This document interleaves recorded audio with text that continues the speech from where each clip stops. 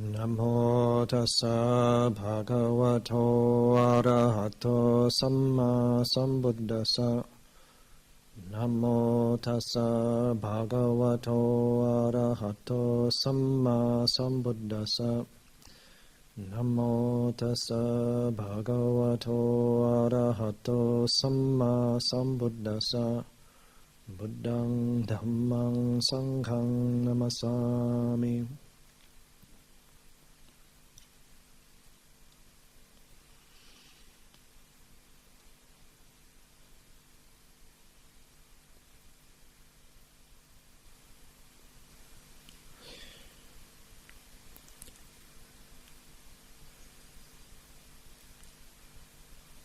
Yeah, I've just come back a few days ago, as many of you know, from 15 days in France teaching a 10-day retreat.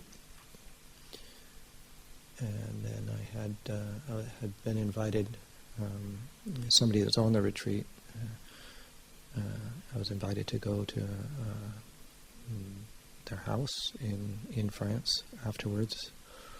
To recuperate, and this is all arranged beforehand.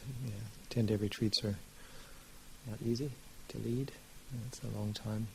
And so one of the people that was on the retreat and her husband invited me down, and so I spent 5 days and resting and before coming back. And something that came up as a theme for tonight's talk is sense restraint. So in the Pali, that's Indriya Sangwaro, Indriya Sangwaro. And the word restraint in English, it's not necessarily the most popular word, because oftentimes, at least my own experience, and also from speaking with other people, is that we quite like to be free and easy and at ease, liberated, and the word restraint maybe doesn't quite line up with that in the normal course of speaking or thinking. But in Buddhist practice, sense restraint is crucial as a tool. It's crucial. So I want to just explore a little bit. First of all, the word, how to consider the word restraint in a way that is liberating, that is liberating in itself, but also leading to liberation and freedom, true freedom, not just the freedom to do what we want, and to sort of feed the senses.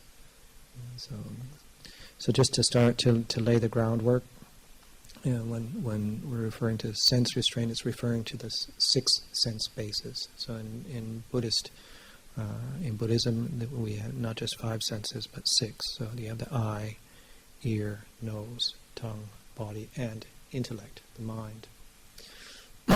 And so that's what's being referred to when we talk about the sense bases.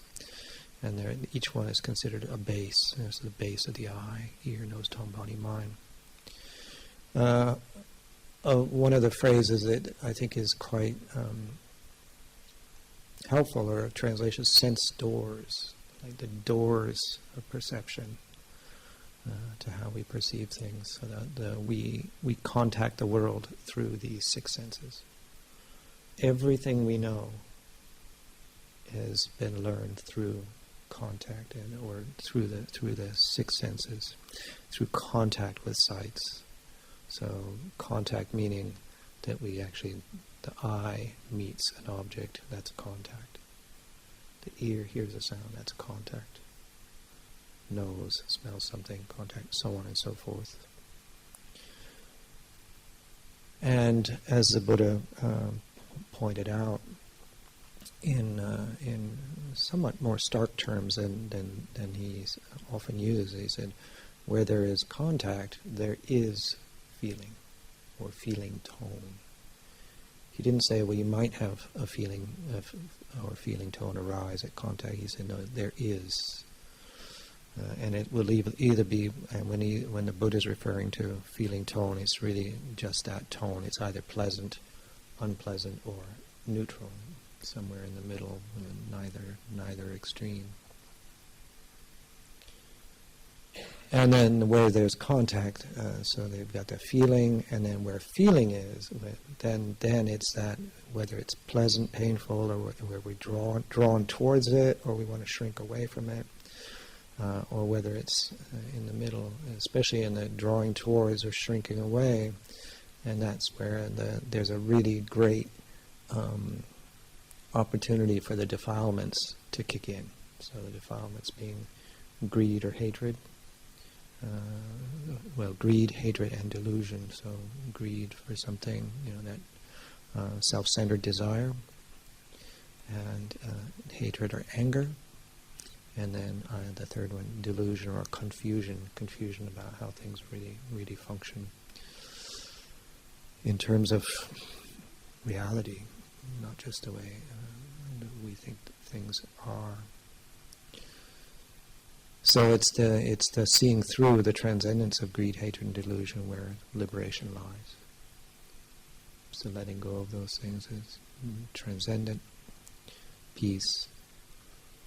And so restraint of the senses. So this is, as I mentioned a few moments ago, that's what I'm going to be focusing on. So restraint is not blocking.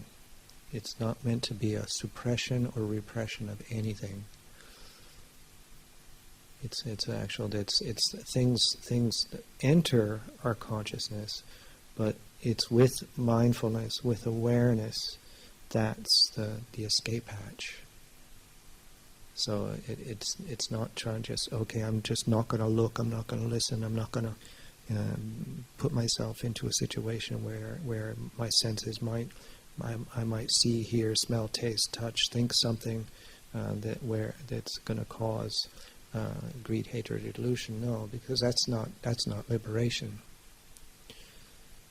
If our peace and well-being is based just on avoidance and closing ourselves off from the world, that's not it.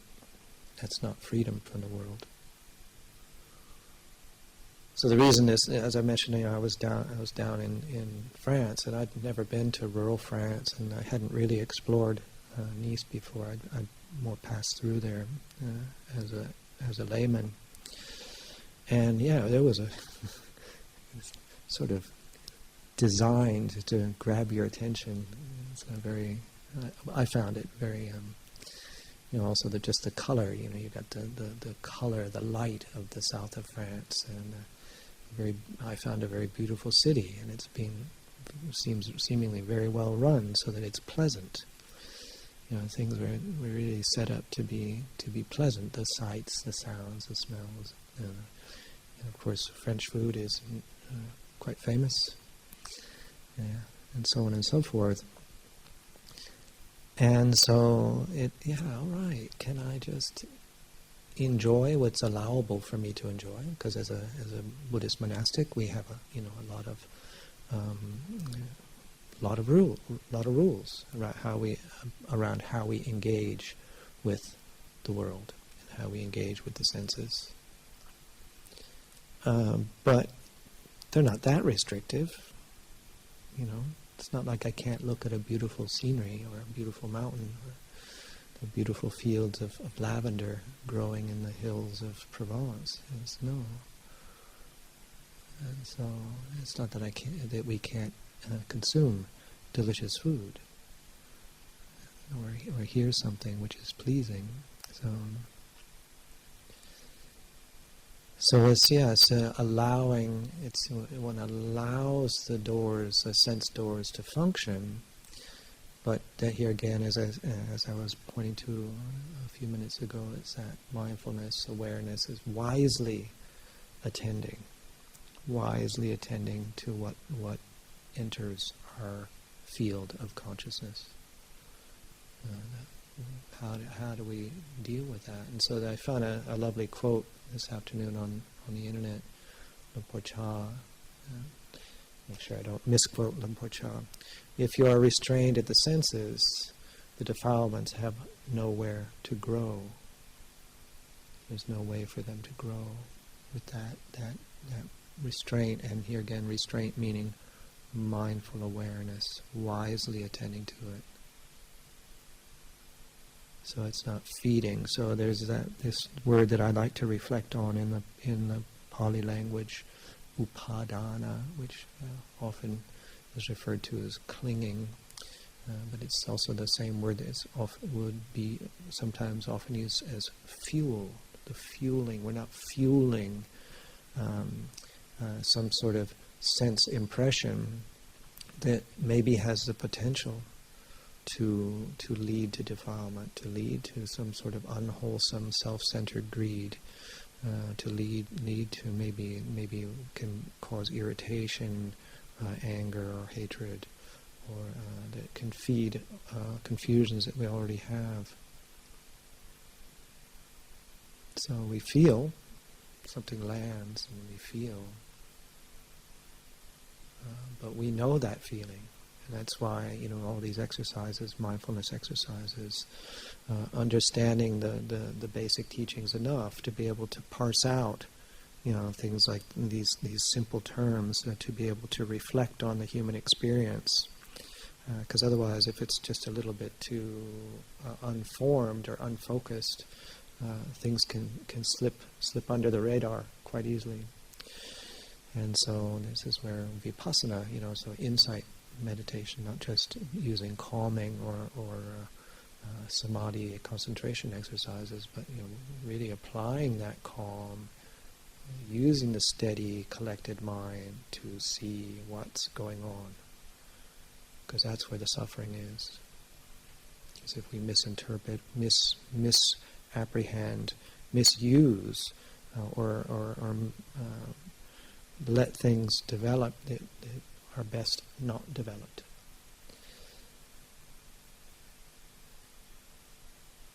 So there's a section of a sutta which is quite often quoted, using the simile of a gatekeeper in a walled city or town, and the gate, there's 6 gates into the city. And I haven't quite figured out how one gatekeeper can keep track of 6 gates, but anyway, let's stretch our imagination a little bit. And so the gatekeeper is mindfulness, is a simile for mindfulness, awareness. And obviously the six different gates, or the 6 sense bases. And the gatekeeper, it's not that he or she is necessarily keeping people out, but they know. So if you were to go up to the gatekeeper and say, have you seen I don't know, a pot seller arrive with his wares? You say, yeah, half an hour ago they came in through the north gate. Do you know where they are right now? Yeah, they were heading for the market square. So the gatekeeper's aware of what entered and its sort of status. And so, same with any of the other gates. So the gatekeeper here again is not seeing somebody out there and locking the gate, blocking, but just knows. It's very aware. Knows when it arrives, whatever person. Knows how long it's there, kind of knows roughly where it is, and sees it leave. And so another quote that I found from Rinpoche is that so something arises in consciousness, it stays, it lingers, and it leaves, and we're aware of all of those stages. So it's the same thing being referred to. And so this simile of the use of the gatekeeper image simile appears in a couple of at least a couple of suttas, one in the Samyutta Nikaya, one in the Anguttara numerical discourses. And so for those who like to look these things up, one is the Kingsukha Sutta, and the other one is Nagara Sutta. That's the one in the Anguttara. So I find very helpful to use these images, so that when we're developing, here again, can we allow our gates to the world? Can we allow our doors to the world to be fully functioning, free to experience, but also know we should know where to direct our attention. So if there's especially around sights, I find sights, and for obviously for celibate monastic around the tactile sensations. But really, we use all the senses. But like if we see something, okay, this is that we know. No, this stimulates unwholesome states. So whichever sense it is, but to know. But sights is probably one of the most obvious. So maybe we do see something that does have that feeling, and maybe there's something that unwholesome. So a feeling has arisen of desire in particular, in this case, but don't feed it. We don't upadana. We don't fuel that. So do we take a second look? Do we let our eyes linger? Do we let our eyes linger? Or do we seek it out? Maybe we know there's a place where sights, we're going to find it. It's leading to. And I'm not just, I didn't mention any particular form. I'm not just mentioning things like people, like around sexual desire. But it's all sorts of sights can stimulate unwholesome feelings, unwholesome thought patterns, because once there's a feeling tone, and then there's some sort of craving, and then the mind can start machinating around it, and the mental proliferation kick in, and we can get lost in all sorts of stories that draw our attention away from the present moment.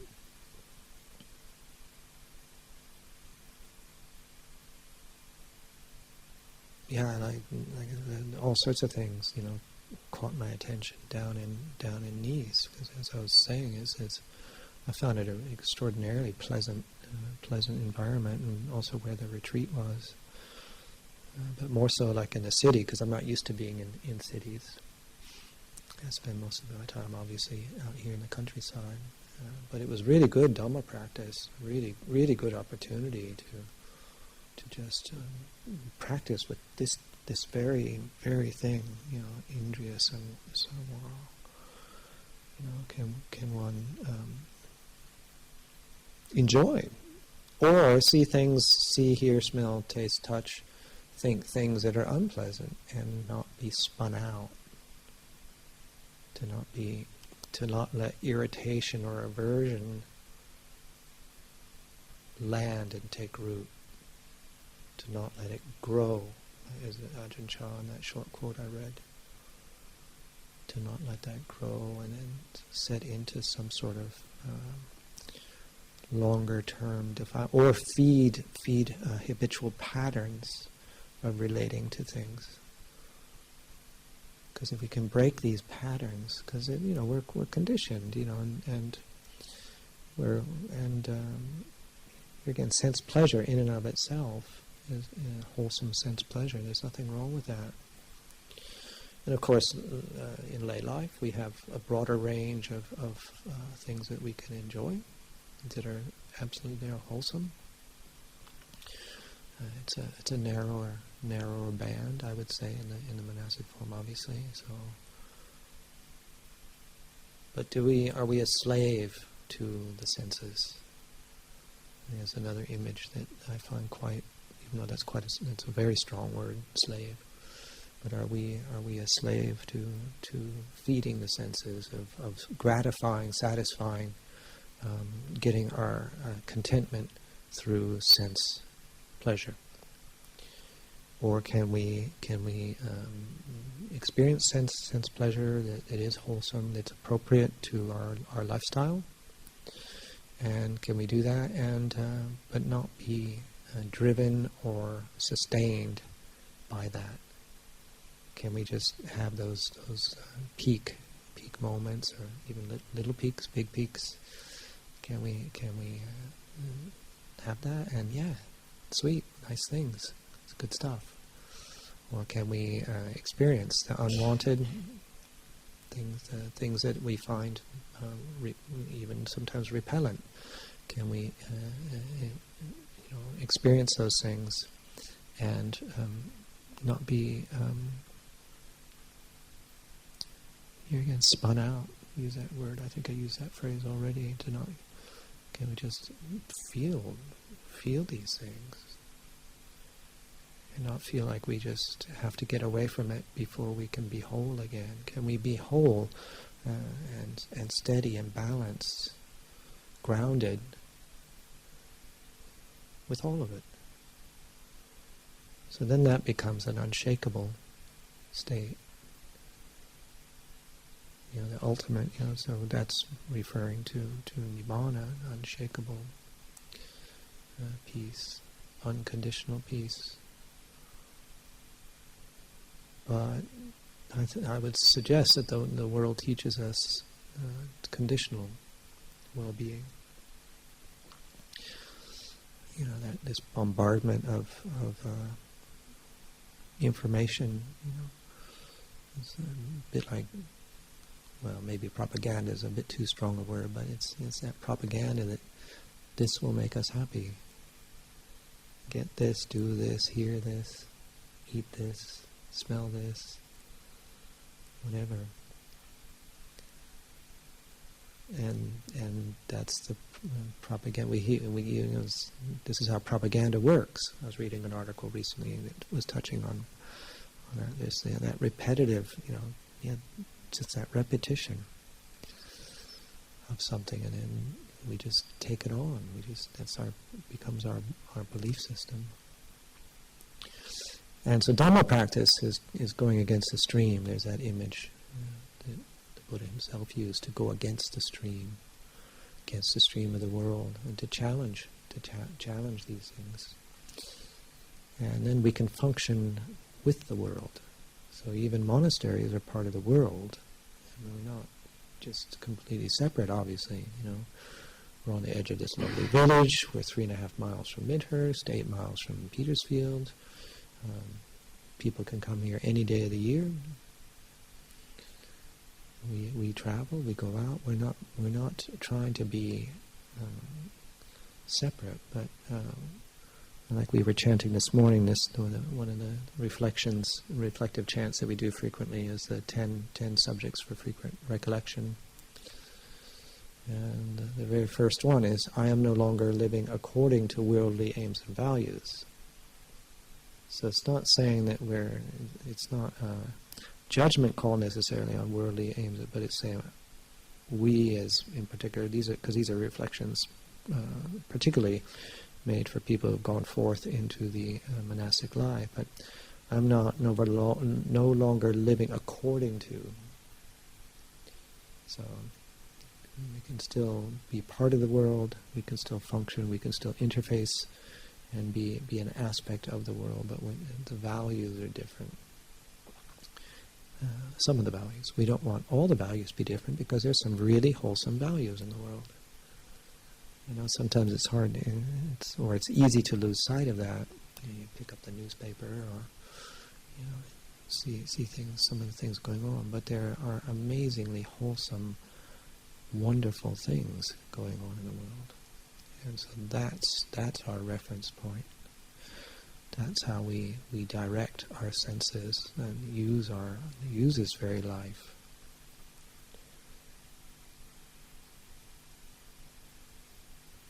But we need to, really develop a practice that is in tune in tune with being able to notice these very things. And this is really basic,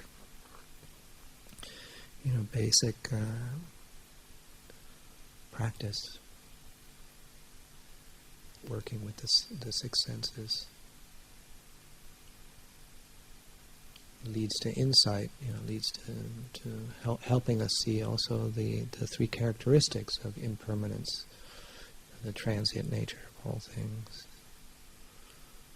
It leads to that insight into stress, dukkha, suffering, and the third, those characteristics of the not self nature.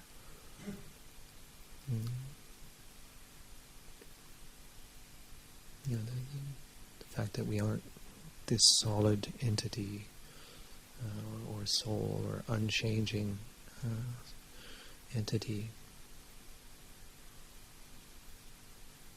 So it teases us apart by being able to at least somewhat isolate things like the six senses, like being able to reflect on, feeling tone. Just to really get in tune with feeling tone, to get in tune with the defilements of greed, hatred, delusion, to know what's what, know when they're present, know when they're not present. It's not just around their presence, but to know the arising of something, to know the lingering of something, and know the fading away and absence of something.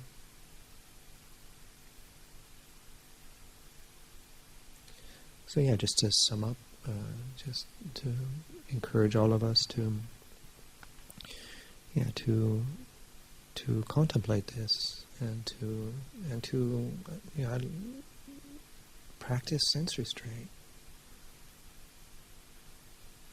Restraint of once again repeating that it's not that we just go around with our eyes downcast, not that we can't allow the senses to function as they do, but just to know that when something lands, when something enters any of these six gates or doors, know which one, know when to feed something. If something enters the sense doors which is really wholesome, especially thoughts or words, we maybe hear something that's wholesome and we should be reflecting on, and we can cultivate that. Thoughts that come up that are wholesome for ourselves, wholesome for others, it can be cultivated.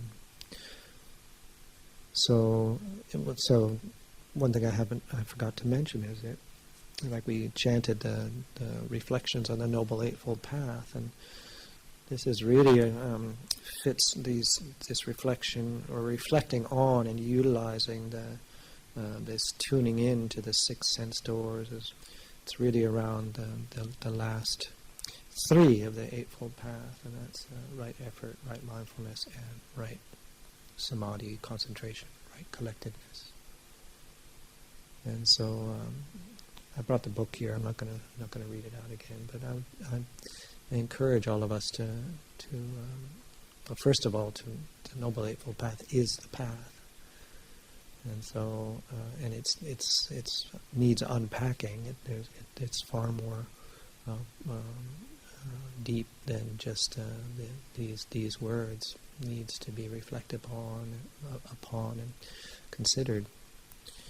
But in terms of this reflection this evening, maybe I encourage all of us to review those last three.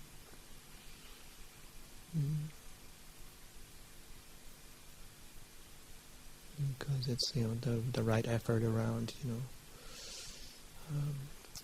refraining from picking up unwholesome things, or if something unwholesome has arisen, we abandon it. And to cultivate, to bring into being, wholesome things, or wholesome things that have already arisen, to